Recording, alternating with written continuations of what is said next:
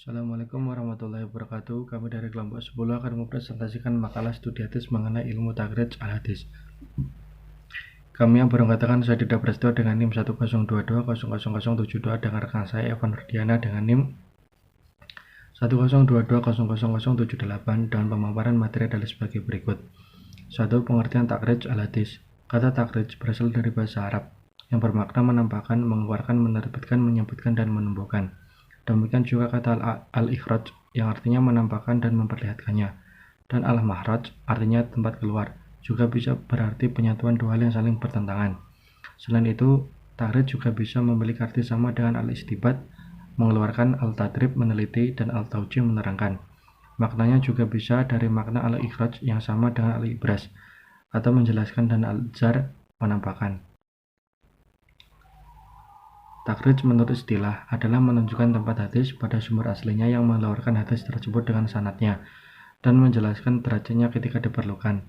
Pengertian takhrij al-hadis dari beberapa pengertian diantaranya ialah 1. Suatu keterangan bahwa hadis yang dinukilkan ke dalam kitab susunannya itu terdapat dalam kitab lain yang telah disebutkan nama penyusunnya.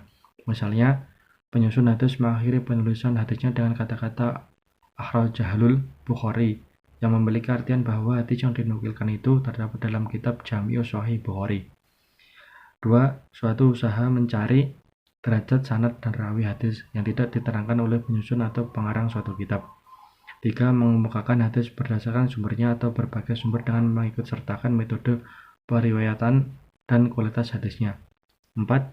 Mengemukakan letak asal hadis pada sumbernya yang asli secara lengkap dengan mata rantai sanad masing-masing dan dijelaskan kualitas hadis yang bersangkutan.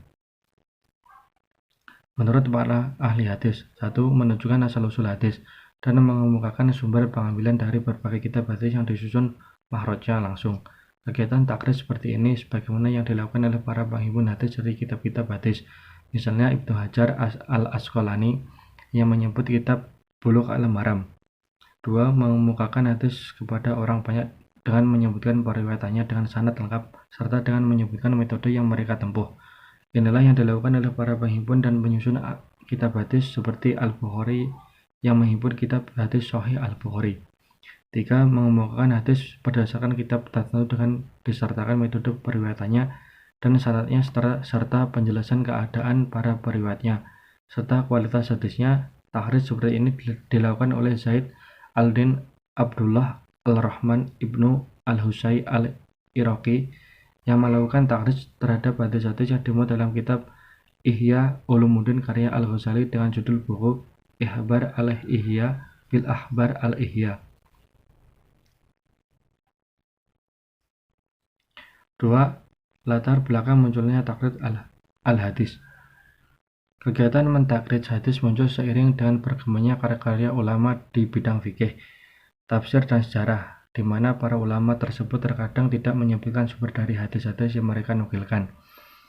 Hal inilah yang mendorong para ahli hadis melakukan takhrij terhadap hadis-hadis yang terdapat dalam karya-karya ulama tersebut.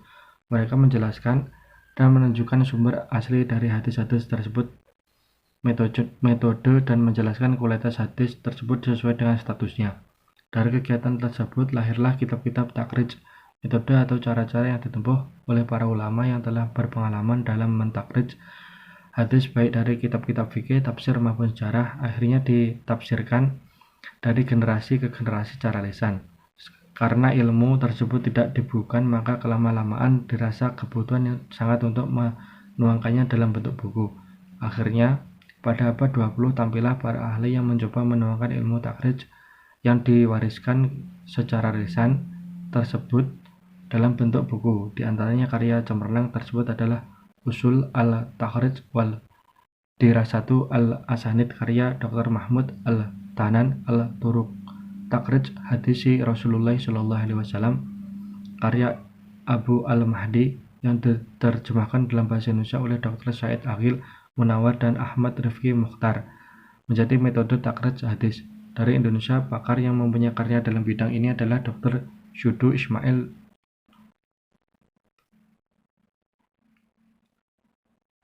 Selanjutnya, tujuan dan manfaat takhrij al-hadis. Takhrij hadis bertujuan mengetahui sumber asal hadis yang ditakhrij.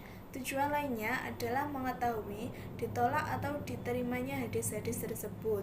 Dengan cara ini, kita akan mengetahui hadis-hadis yang pengutipannya memperhatikan kaidah-kaidah ulum hadis yang berlaku, sehingga hadis tersebut menjadi jelas baik asal-usul maupun kualitasnya. Sedangkan manfaat takhrij hadis antara lain sebagai berikut.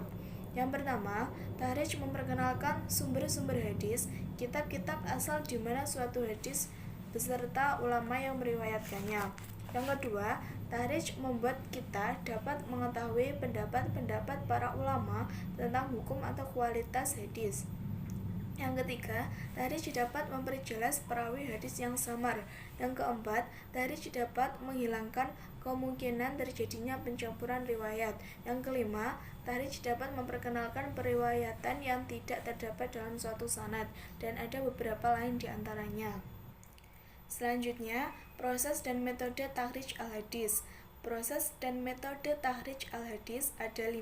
Yang pertama, takhrij hadis melalui lafaz yang terdapat dalam matan hadis. Yang kedua, takhrij hadis melalui lafaz pertama dalam matan hadis. Yang ketiga, takhrij hadis melalui periwayatan pertama atau sanad pada tingkat sahabat.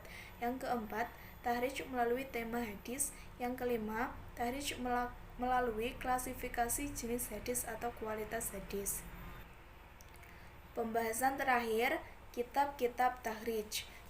Yang pertama, Kitab Taghliq at-Thaliq karya Al-Hafiz Ahmad bin Ali bin Hajar al-Asqalani. Yang kedua, Kitab Al-Ujab fi Tahrij Mayaqulu fihi at-Tirmizi karya Al-Hafiz Ahmad bin Ali bin Hajar al-Asqalani. Yang ketiga, Kitab Nusbu Ar-Royah li Ahadits Al-Hidayah karya Abdullah bin Yusuf Az-Zailaghi. Yang keempat, ada Kitab Al-Badru Al-Munir karya Sirajuddin bin Al-Mulaqon. Yang kelima, Kitab At-Taqlis Al-Habir karya Al-Hafiz Ahmad bin Ali bin Hajar al-Asqalani, dan ada beberapa lain di antaranya. Sekian presentasi dari kelompok kami. Jika ada yang ingin menambahkan, dipersilahkan. Jika ada yang kurang jelas bisa ditanyakan. Kurang lebihnya kami mohon maaf. Wabillahi taufiq wal hidayah. Wassalamualaikum warahmatullahi wabarakatuh.